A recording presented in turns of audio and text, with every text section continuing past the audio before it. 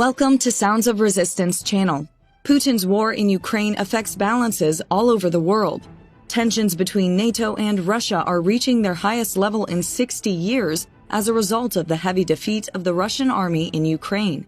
Vladimir Putin, who increased the size of his attacks and increased his threats as the Russian army lost, has opened a front not only against Ukraine, but also against the whole West.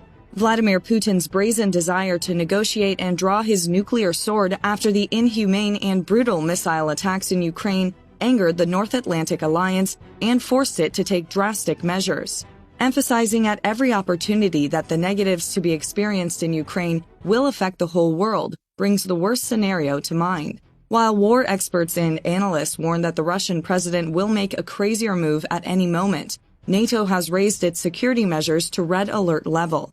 The only thing that the last 8 months have shown us is that Putin can attempt a crazy move at any moment, and that the strongest force that can stand against it is NATO. NATO is preparing to fly a nuclear-capable aircraft as part of the deterrence exercise next week, as Russia's concerns over nuclear weapons escalate. The annual exercise called Fixed Noon was scheduled before Russian President Vladimir Putin launched his Ukrainian special military operation in February, and will essentially take place 625 miles from Russia. It will include nuclear-capable aircraft, conventional jets, surveillance and refueling aircraft alongside 14 NATO members. However, at this point, it's stated that the content of the exercise has been updated and much more serious measures have been taken after Putin's invasion attempt and threats. It should be seen as a possible process, because while NATO was carrying out its annual exercises, in all its exercises after February 24th, scenes designed to develop new tactics against possible Russian moves were revived. The exercise came as fears continued to mount that Putin might turn to nuclear weapons if defeated in Ukraine, whose military has made significant progress since September and has reclaimed thousands of square kilometers of formerly occupied territory in the country's southern and eastern regions. In his national speech last month, Putin promised that Russia would use all means at its disposal to protect Russia and the Russian people.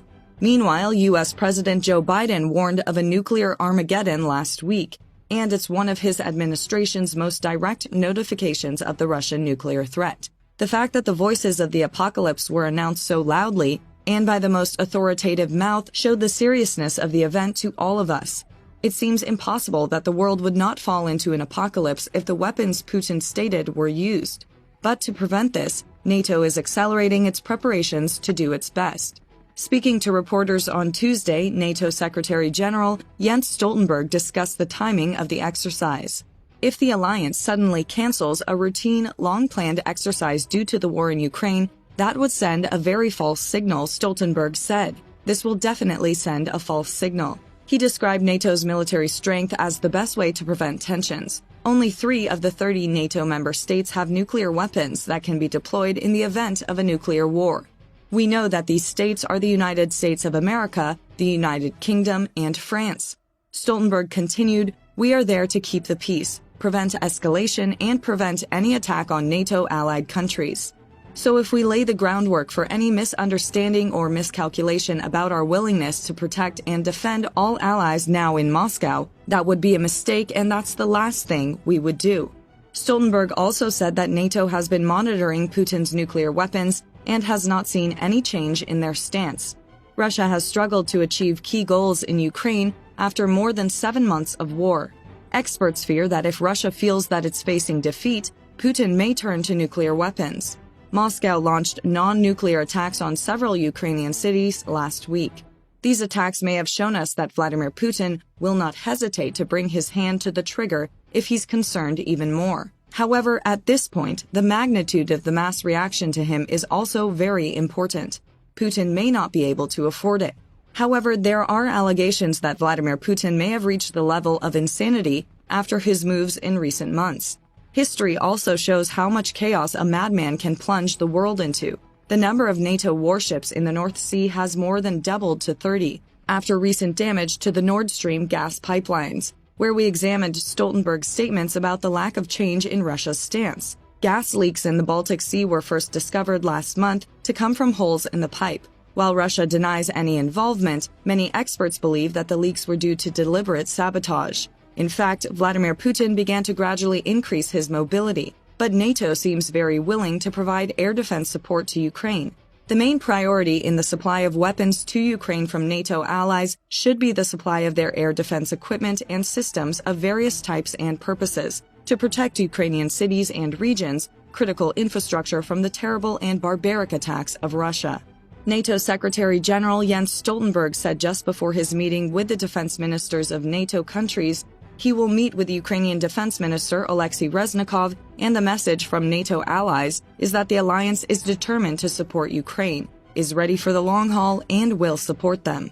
He underlined that there will be a meeting with Minister Reznikov in the US-led Ukraine Contact Group, and then a dinner with NATO ministers to discuss how to increase support for Ukraine and that more air defense is necessary for Ukraine. He welcomed Germany's latest announcements as well as the delivery of German air defense systems to Ukraine. According to him, this becomes especially important against the background of horrific, indiscriminate attacks on Ukrainian cities as winter approaches, killing civilians, destroying civilian critical infrastructure, and attacks on energy infrastructure. All this indicates, according to Stoltenberg, the urgent need for more air defense for Ukraine.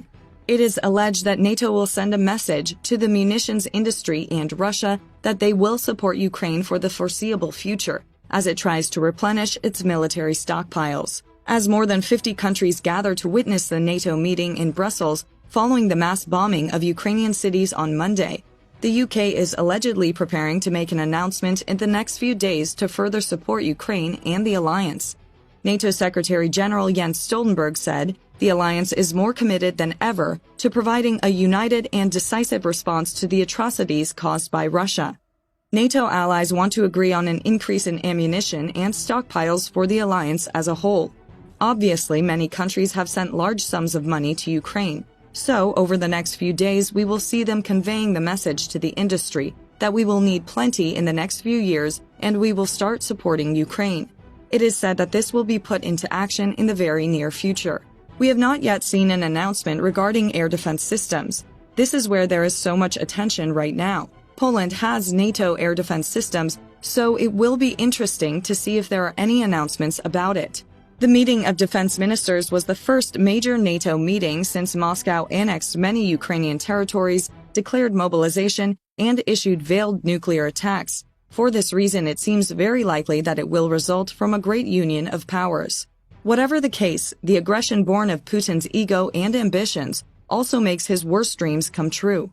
Now, NATO is much more united and has the power to truly suppress and completely repel Putin's aggression.